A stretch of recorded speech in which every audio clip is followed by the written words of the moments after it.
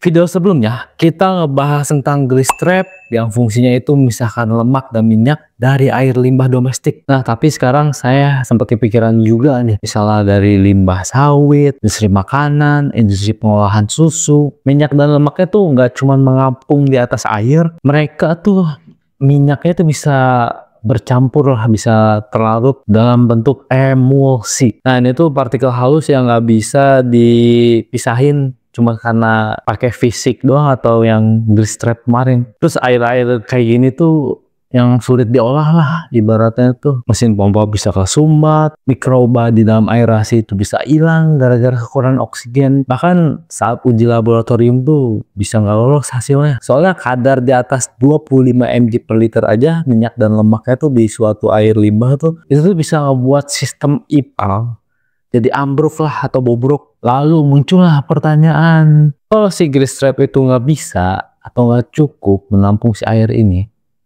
harus gimana dong? Mari kita bahas.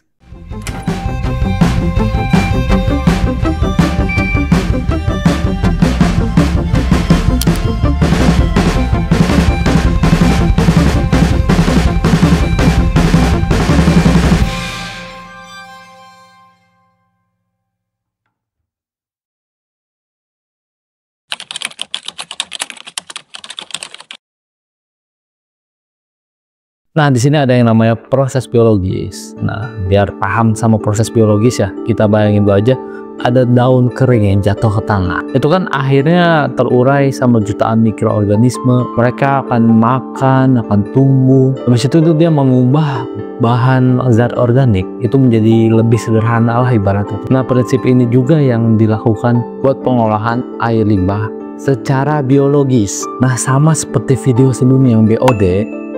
Nah, di mana prosesnya itu ada dua tahap. Yang pertama ada aerobik, yang dimana si mikroorganismenya itu butuh oksigen, dan yang kedua ada anaerobik.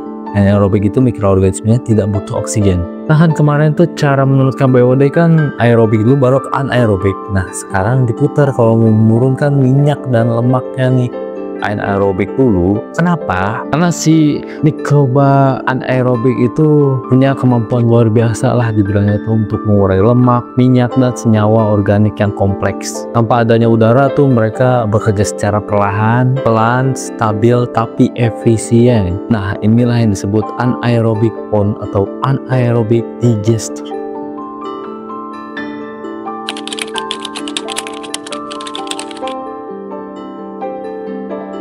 Nah, di bagian itu bagaimana sih tahap cara kerjanya itu? Nah, di situ ada beberapa tahap.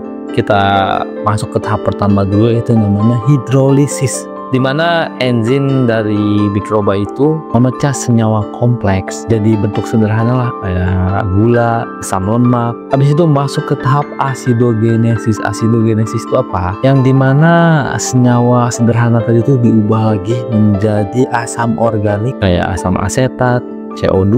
Setelah itu ke proses asetogenesis. Nah, di proses ini tuh adalah proses yang memproduksi asam asetat dan gas yang lebih banyak. Nah, yang terakhir itu proses metanogenesis. Nah, di proses ini tuh dimana mikroba metanogen itu merubah asam asetat dan gas itu menjadi biogas CH4 dan CO2. Hasilnya bukan air limbah doang yang jadi bersih dari lemak dan minyak, tapi juga menghasilkan energi terbarukan. Tapi di sini kondisi ideal juga harus diperhatiin, kayak kita harus merhatiin suhunya harus berkisar sebesar 35 sampai 37 derajat Celcius.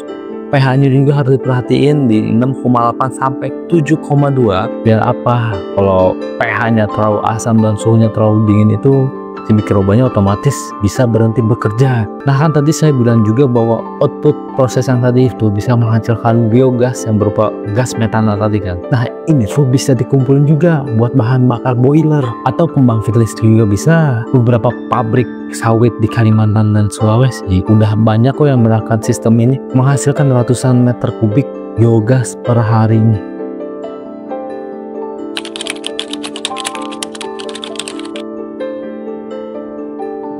Nah, di proses ini setelah limbah itu keluar dari kolam anaerobik, masih banyak tuh sisa-sisa lemaknya dan minyaknya juga. Nah, disinilah metode aerobik itu diperlukan. Beda lah sama metode sebelumnya anaerobik itu. Nah, di sini tuh oksigen diperlukan nih buat bakteri itu. Otomatis ada blower, aerator untuk apa? Biar memompa udara agar mikroba aerobik itu bisa bernafas lah ibaratnya tuh. Di sini prinsip kerjanya itu mengoksidasi sisa bahan organik tadi tuh menjadi CO2. Di sini ada proses menstabilin minyak dan lemak juga, dan ada juga mengurangi bau tak sedap dari proses anaerobik tadi. Nah, keuntungan dari pasca proses aerobik ini tuh, yang pertama itu airnya pasti lebih jernih dan tidak berbau juga. Si mikroba aerobik itu lebih cepat tumbuhnya lah, jadi otomatis cepat. Namun kelemahannya butuh energi untuk aerasi ini. Karena itu sistem hibrida ini dianggap paling efisien dan ramah lingkungan lah.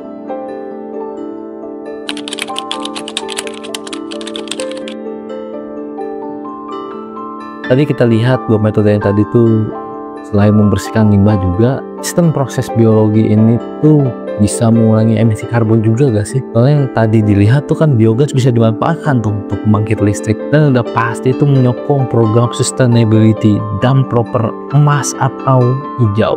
Dan kata lain, bakteri-bakteri di kolam itu bukan hanya pemakan limbah, mereka bisa dibilang pahlawan tidak terlihat yang menjaga lingkungan industri itu tetap seimbang. Terima kasih sudah menonton video ini sampai akhir. Jika kalian suka dengan video ini, boleh di like dan share ke teman-teman kalian jika video ini bermanfaat. Sekali lagi terima kasih. Assalamualaikum warahmatullahi wabarakatuh.